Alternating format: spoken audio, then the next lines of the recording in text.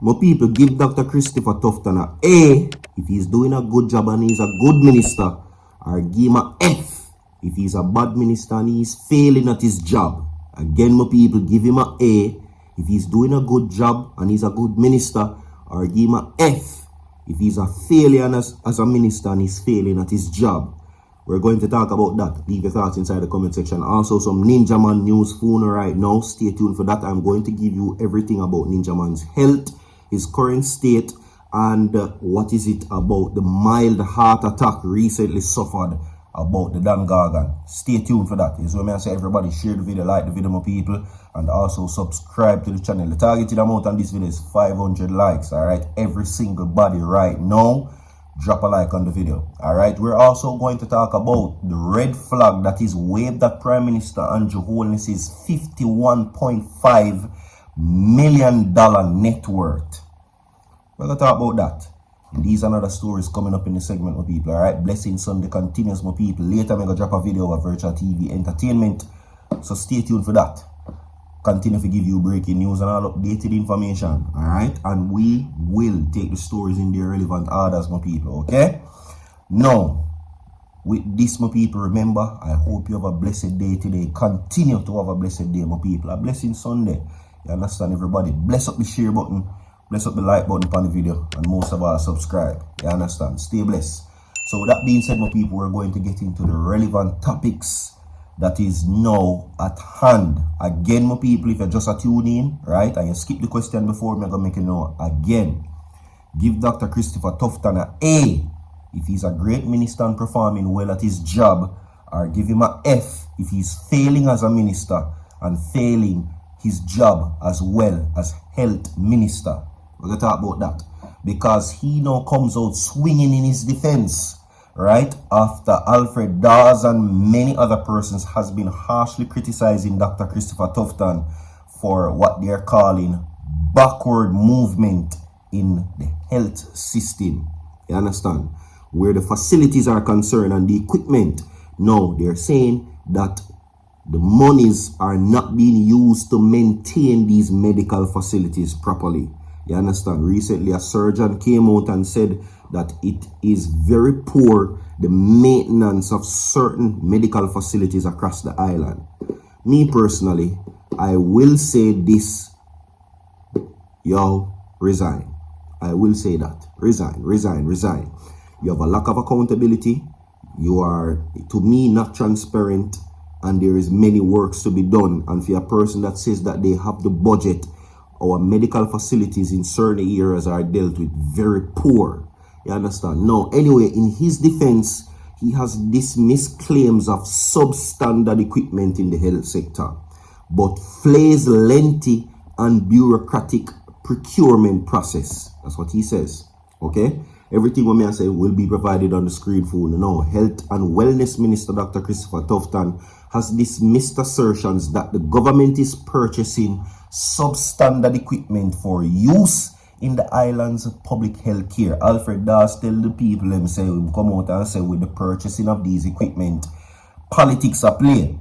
He want to know where the money gone. To that, Christopher Tufton says in response came after the opposition spokesperson on health made the claims that last week at the People's National Party conference that some suppliers at the hospital equipment or of the hospital equipment have been selling substandard items at exorbitant markups at the health ministry.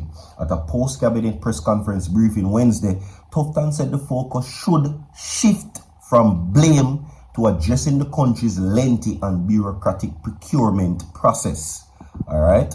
Now, he says, and I quote, "We have a law that prescribes how procurement is done. Now, I may have some issues with it, to be totally frank, because I don't believe that oftentimes it is very lengthy in its bureaucratic, and we do not have, he says that we do not achieve the results that we intend in a sufficient time," he says. Now, the minister also acknowledged the challenges with emergency procurement, saying even that sometimes has its own hurdles that have to be crossed. Now, on that score, Tufton highlighted that the need for stakeholders to collaborate more than point fingers. Okay?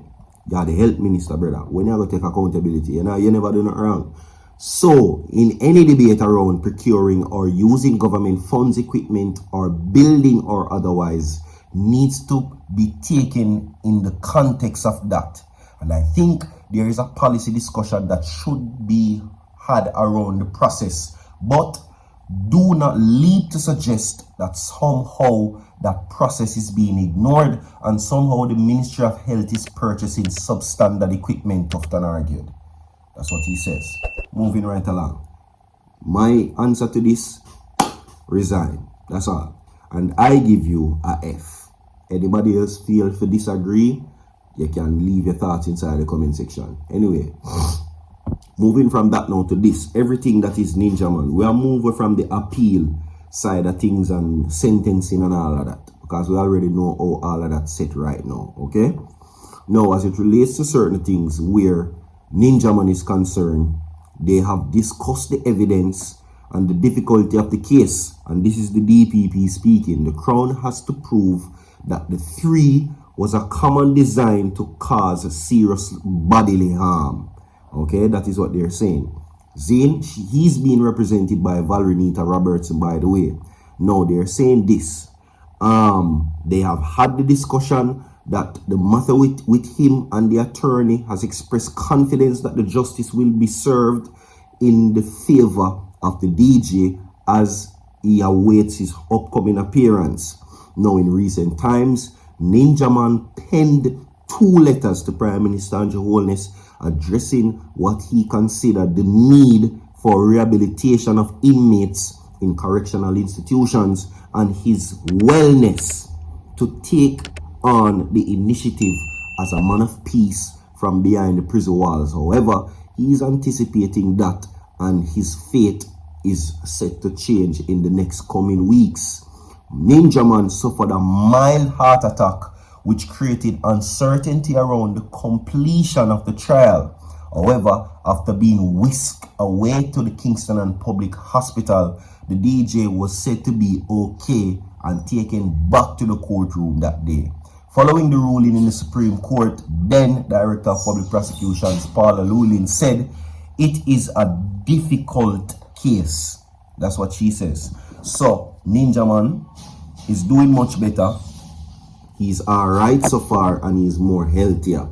But concerns are still in the ear about whether or not he's getting good treatment, because he pointed out to the rehabilitating process and about certain things which can be improved.